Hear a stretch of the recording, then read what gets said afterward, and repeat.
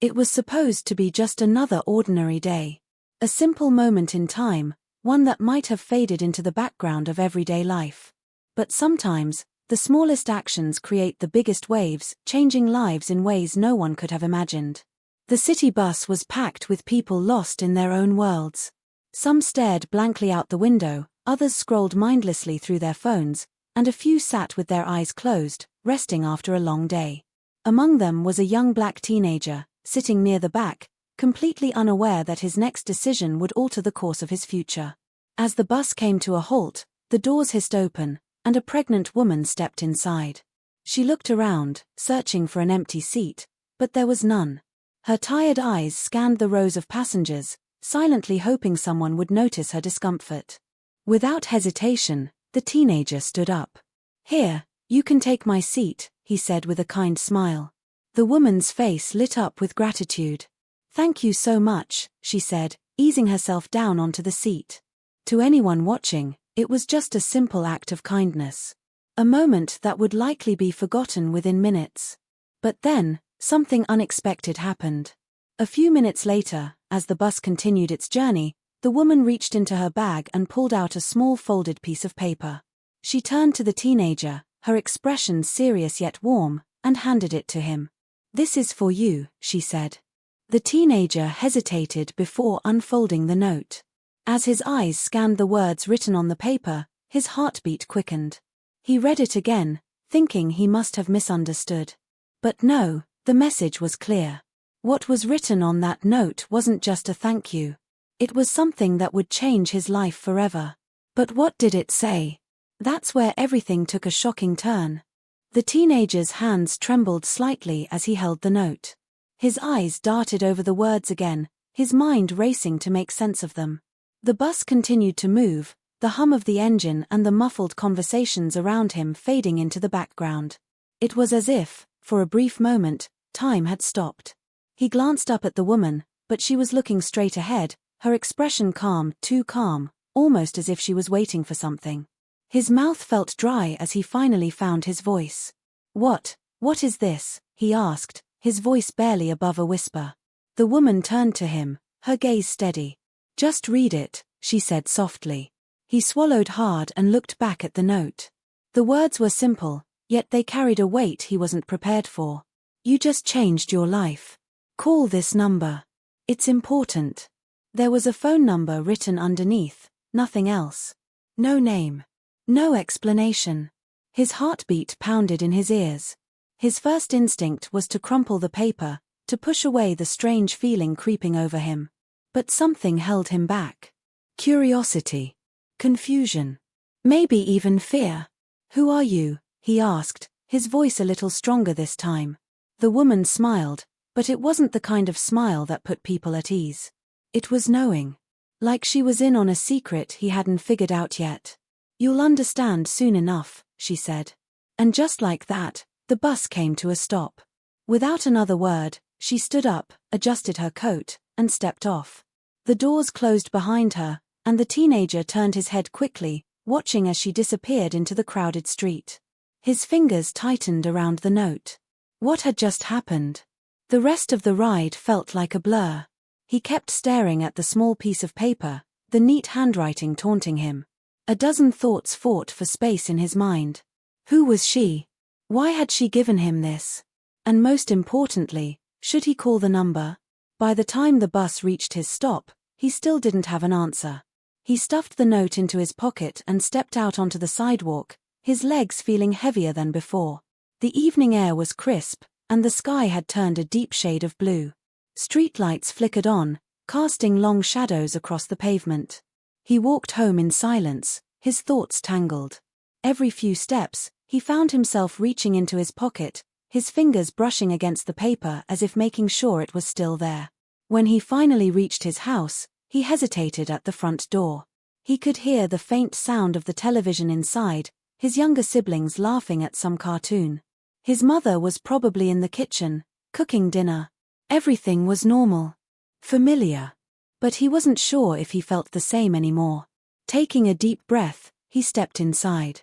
The smell of food filled the air, something warm, something comforting. His mother glanced up from the stove and smiled. "You're home late," she said. "Everything okay?" "Yeah," he lied. "Just took a different bus." She nodded, not questioning it, and turned back to stirring the pot.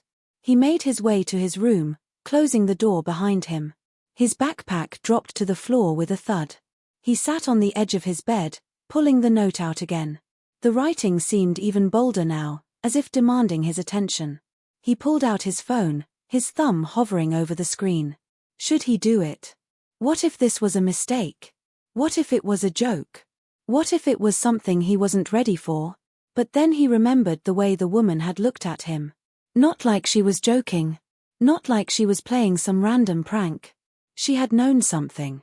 Before he could change his mind, he typed in the number and pressed call. The phone rang once. Twice. 3 times. Then, a voice answered. Deep. Steady. "We've been expecting you." The teenager froze. A chill ran down his spine. Before he could say anything, the voice continued. "Listen carefully. You did something today that most people overlook. A small act of kindness, but in the right place, at the right time. And because of that, you have been chosen for something much bigger than yourself." The teenager's mouth went dry. Chosen for what? A brief pause. Then, "You'll find out soon. But first, we need to meet." His grip tightened on the phone. "Meet? Who are you?" "You'll know when you see us," the voice replied. "Tomorrow evening. 7 o'clock. The address is in your messages now. Come alone." The call ended. The teenager stared at his phone, a new text popping up on his screen with an address he didn't recognize. His heart pounded. His hands felt clammy. This was insane. Completely insane. But the real question was he going to go? He lay awake that night, staring at the ceiling. The number, the note, the voice on the other end of the phone, it all played over and over in his head. He knew he had a choice. He could ignore it, pretend it never happened, and move on with his life. Or he could take the risk. Morning came too soon, the world outside looking the same, even though everything inside him felt different. He went through his usual routine: breakfast, school, the usual conversations, but his mind wasn't really there. The note stayed in his pocket. The address stayed in his phone. And the decision stayed hanging over him like a storm cloud. As evening approached, he stood outside his house, staring down at the location on his screen. His heart raced. Was he really going to do this?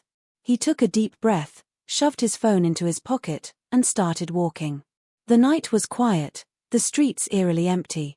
The address led him to an older part of town, a place he didn't usually go. The buildings were worn down, their windows dark. Finally, he stopped in front of the address. A small cafe, closed for the night. Its neon sign flickered weakly. He hesitated. Then, just as he was about to turn around, a figure stepped out of the shadows. "You're here," the voice said. The same voice from the phone. The teenager's breath caught in his throat. And in that moment, he realized. This was only the beginning. The teenager's breath hitched as he stared at the figure before him. The dim glow of the flickering cafe sign barely illuminated the person's face, but he could make out sharp eyes watching him closely. The air felt heavier, thick with an unspoken tension. His instinct screamed at him to turn around, to walk away, but something deeper, something stronger, kept his feet planted where they were. "You actually came," the figure said, their voice carrying a strange mix of approval and curiosity. The teenager swallowed, his throat dry. "Who are you?" The figure took a step closer, just enough for the light to catch their features. It was a man, maybe in his late 30s, wearing a dark coat. His expression was unreadable, but his eyes held a knowing intensity. "Names don't matter right now," the man replied. "What matters is that you made a choice. Most people wouldn't have." The teenager felt a chill run down his spine. "What choice?" "I just showed up." The man smirked. "Exactly. That means you're ready to know the truth." Truth. The word hung in the air like a riddle. The teenager clenched his fists, frustration mixing with the unease in his chest. "I don't even know what this is about. That woman on the bus, she gave me a note. It was just a seat." I don't understand why I'm here. The man studied him for a moment, then gestured toward the side of the cafe. Come with me. Every muscle in the teenager's body tensed. His mind raced through possibilities. Was this a setup? A mistake? Had he gotten himself into something way over his head? But at the same time, he needed to know. He followed the man, his steps slow and careful. They walked through a narrow alley behind the cafe, stopping at a metal door. The man pulled out a key, unlocked it, and stepped inside. The teenager hesitated. This was it. The moment he had to decide whether to turn back or keep going. But he had come this far. Taking a deep breath, he stepped inside. The door clicked shut behind him, and the dim alleyway was replaced by a softly lit room. It wasn't what he expected. It wasn't some secret hideout or dark warehouse. It looked almost like a regular office space except for the old photographs covering the walls. The teenager's eyes darted from picture to picture, each one showing different people. Some were candid shots of everyday moments, others looked like surveillance photos. But they all had one thing in common: each person had a red circle drawn around them. His stomach tightened. What is this? The man walked over to a desk, picking up a file and flipping it open. This is where your story starts, he said. Or rather, where it connects to something much bigger than you realize. The teenager shook his head. I don't understand. You will. The man placed the file in front of him. Look. With hesitant fingers, the teenager reached for the folder and flipped through the pages. His breath caught as he saw a familiar face staring back at him, his own. His heart pounded in his chest. Why do you have my picture? Because we've been watching you, the man admitted. Not in a bad way. In a necessary way. Necessary for what? The teenager's voice was tight, his skin crawling at the idea that strangers had been observing him. The man leaned against the desk. You were never supposed to be on that bus today. The words sent a shiver down his spine. What do you mean? The man sighed. You took a different route than usual, didn't you? He blinked, his mind rewinding to earlier that day. He had taken a different bus. Not for any real reason, just a random decision. A small, insignificant choice. Or so he had thought. That one decision changed everything, the man continued. It put you in the right place at the right time. That's why she gave you the note. The teenager's hands tightened around the folder. Who is she? Someone who knew you had to be there, the man said vaguely. Someone who wanted to give you a choice. The teenager's chest tightened. A choice for what? The man hesitated before answering. To be part of something bigger than yourself. To understand what's really happening in this world. The way people are connected in ways they don't even realize. That woman on the bus wasn't just some random stranger. She was making sure you took the first step. None of this made sense. It felt too planned, too calculated. But there was one question clawing at his mind, louder than the rest. If I wasn't supposed to be on that bus, who was? A heavy silence filled the room. The man held his gaze but didn't answer. And in that silence, the teenager realized something. This wasn't just about him. Someone else was supposed to be sitting where he had sat today. Someone else was supposed to give up their seat. Someone else was supposed to receive that note. But they hadn't. He had. And whatever that meant, it was only getting deeper. His head spun, his pulse hammering in his ears. The air in the room felt suffocating. He needed answers, but with every piece of information, more questions kept piling up. He looked at the man, his voice barely steady. What happens now? The man pushed the folder toward him. Now, you decide if you're ready to know the truth. The teenager clenched his jaw. And if I say no? The man's expression didn't change. Then you walk away. And you never hear from us again. His hands trembled slightly as he stared down at his own picture in the file. The weight of this moment pressed against him. He knew that whatever he chose, there was no going back. His fingers curled into fists. And then, he made his choice. The teenager's heart pounded in his chest as he stared at the folder in front of him. His picture sat on the top page, the edges slightly curled as if it had been handled too many times. His fingers hovered over it before he finally picked it up, flipping through the documents. Every page held something new, snapshots of moments from his life, his school records, even conversations he barely remembered having. It felt like his entire existence had been reduced to a series of facts and observations, all neatly stored away in this file. He looked up at the man, his voice sharp. "How long have you been watching me?" The man exhaled slowly, his expression unreadable. "Long enough to know you were different. Long enough to know you'd make the right choice when the time came." The teenager shook his head, frustration bubbling up inside him. "You keep saying that, but I don't even know what choice I made. I just gave up a seat on the bus. That's it. That's all." The man's gaze didn't waver. "Is it?" A chill ran down the teenager's spine. He replayed the moment in his head, trying to see what he might have missed. It had been such a simple, automatic action, an unconscious decision made in seconds. But now, standing in this dimly lit room surrounded by files and cryptic words, he wondered if there had been something more. He clenched his jaw. What would have happened if I hadn't given up my seat? The man hesitated, then reached into a drawer and pulled out another file. He slid it across the desk. "You should see for yourself." The teenager hesitated before opening it. His stomach twisted the moment he saw the first picture. It was another bus, a different one, but similar enough to send a jolt of recognition through him. The image was grainy, likely taken from security footage. A date was stamped in the corner. It was today. His breath caught as he turned the page. The next image showed a crowd gathered outside the bus, their faces tense. Another photo, this time of police tape stretched across the doors.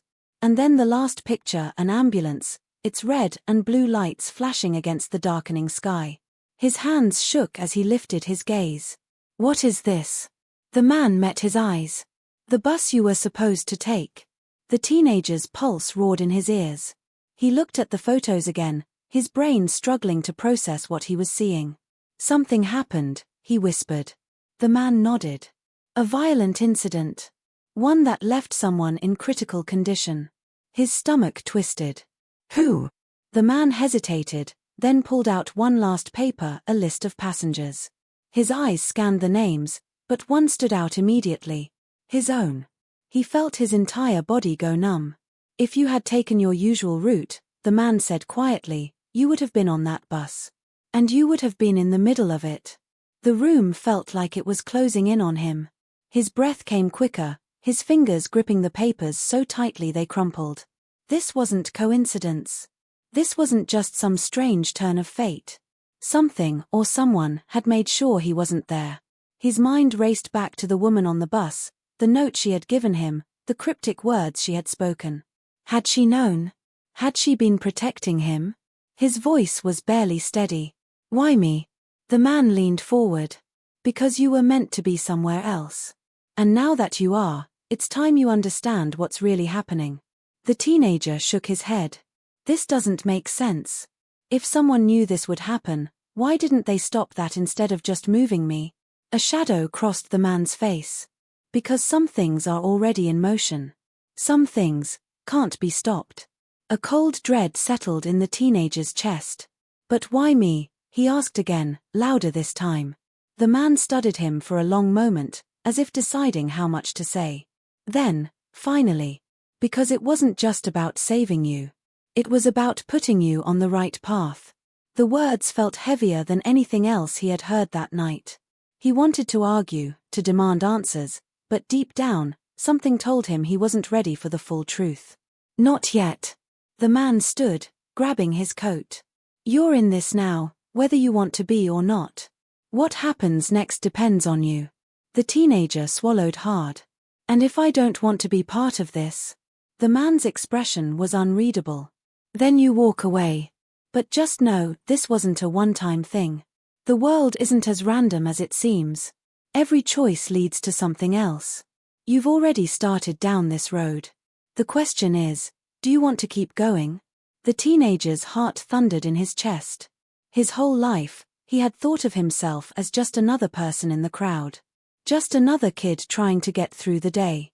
But now, everything felt different. like he was standing at the edge of something much bigger than himself. And once again, he knew whatever he chose, there was no going back. The teenager's breath was unsteady as he stared at the man, his mind racing through the weight of everything he had just learned. The bus incident, the mysterious woman, the fact that he had been watched for who knows how long, it was all too much. But one thing was clear, whatever was happening wasn't just about him. His fingers tightened around the folder, its contents still spread across the desk. He should have felt relief knowing he had been spared from whatever had happened on that bus, but instead, a gnawing unease settled deep in his chest. He couldn't shake the feeling that there was still more he wasn't being told. He looked up, his voice quieter now. "You're still not telling me everything, are you?" The man didn't answer right away. His gaze flickered toward the door, as if checking for something, then back to the teenager. "You're asking the right questions," he admitted. "But the truth, the whole truth, you might not be ready for it yet." Something in the way he said it made the teenager's stomach twist. "Try me." The man studied him for a moment before finally sighing and reaching for another file, one he hadn't shown before. The cover was marked with a single word in bold letters, "Confidential." He slid it across the desk. "This," the man said slowly, "is what happens when people make the wrong choice." The teenager hesitated before flipping it open. He braced himself for more surveillance photos, more cryptic reports. But what he saw was worse. Much worse. The first page held a name. A name that made his blood run cold. It was the name of the woman from the bus. His stomach lurched as he turned the page, his eyes scanning over a document stamped with an official-looking seal.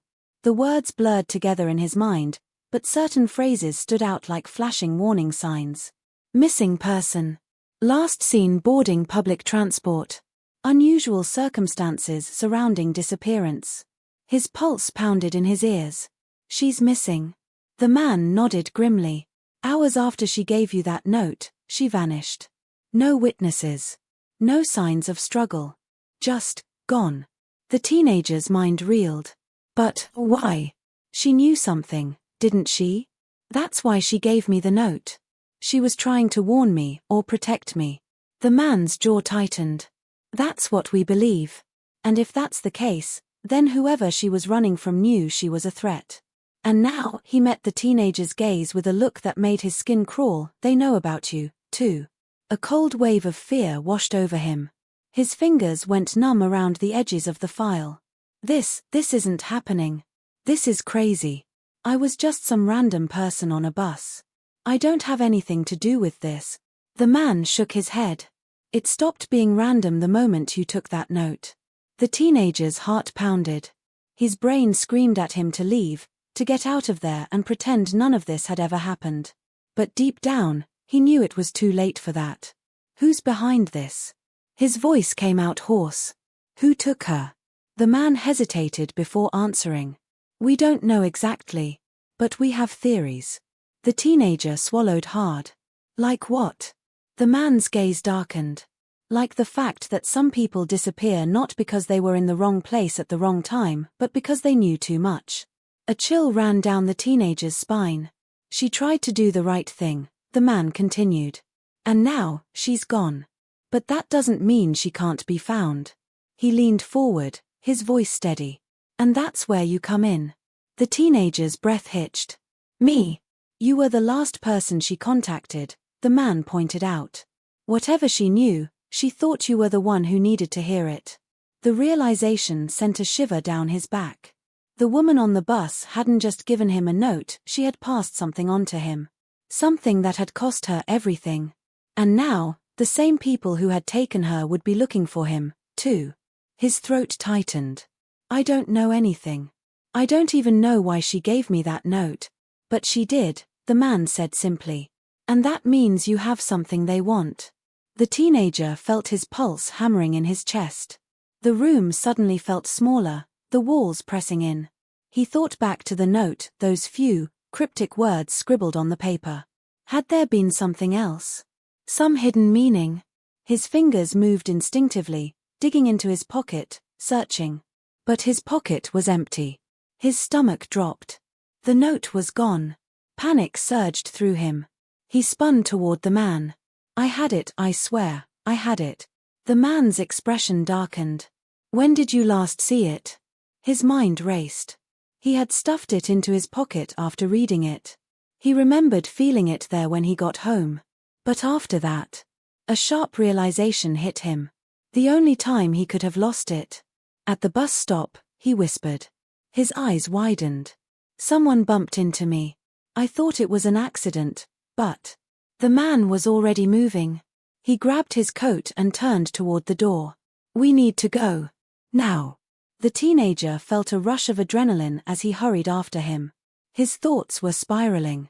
If someone had taken the note, that meant they already knew. They knew he had it. They knew who he was. And if they had the note, they were already one step ahead. The teenager's heart pounded as he sprinted down the dimly lit street, the man leading the way with a sense of urgency that made his fear spike even higher. His mind raced, replaying every moment from the bus ride to now, trying to piece together what he had missed. Someone had taken the note, someone who had known exactly what they were looking for. And if they had gone through the trouble of stealing it, that meant it contained something far more important than he had realized. The man stopped suddenly at the corner of an empty street. He pulled out his phone, his fingers moving fast as he checked something on the screen. Then, without a word, he motioned for the teenager to follow him down an alleyway. Where are we going? The teenager asked, struggling to catch his breath. To find her, the man said simply. The words sent a jolt through him. The woman from the bus, was she still alive? Had she been taken because of him? The thought made his stomach twist. He had to know the truth. They reached a small, run-down building with no signs, no lights, nothing to indicate anyone was inside. The man knocked twice on the door, then once more after a pause. A lock clicked, and the door creaked open. Inside, the air was thick with tension. The room was dark except for a single desk lamp casting long shadows across the walls. And then, from the far end of the room, a voice cut through the silence. You took longer than I expected. The teenager froze. He knew that voice. The woman from the bus stepped into the light. She was alive. His breath caught as he took in the sight of her. She looked different, her clothes were slightly disheveled, and there was a bruise on her arm, but she was standing. Breathing. Watching him with sharp eyes. You're okay, he stammered. She gave a small, tired smile. For now. The man exhaled, as if relieved. You made it out. She nodded, glancing between them. Barely. But I knew he'd come looking for answers, she said, motioning toward the teenager. And I needed him to. His mind reeled. Why me? Why did you give me that note? She stepped closer, her voice lower now. Because you were the only one who would listen. The only one who could do something about it. He shook his head.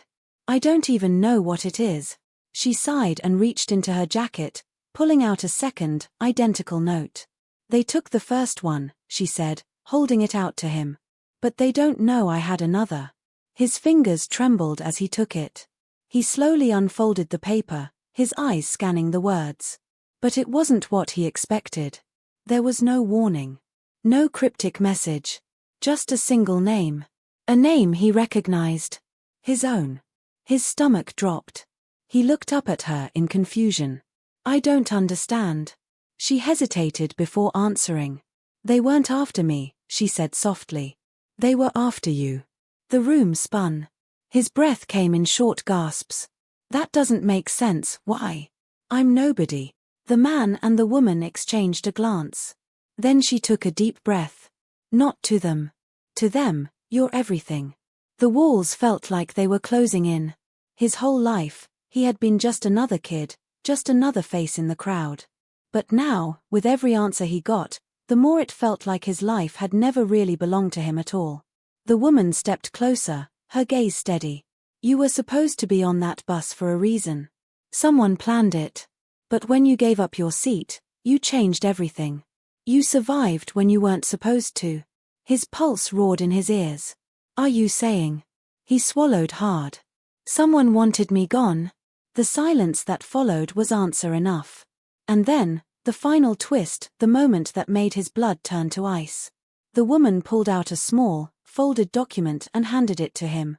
He opened it slowly, his eyes scanning the words, barely breathing as realization sank in. It was a birth certificate. But the name under parents. They weren't the people who had raised him. His voice broke. "What is this?" The woman's expression softened. The truth. His whole life had been a lie. And now, he had no idea who he really was.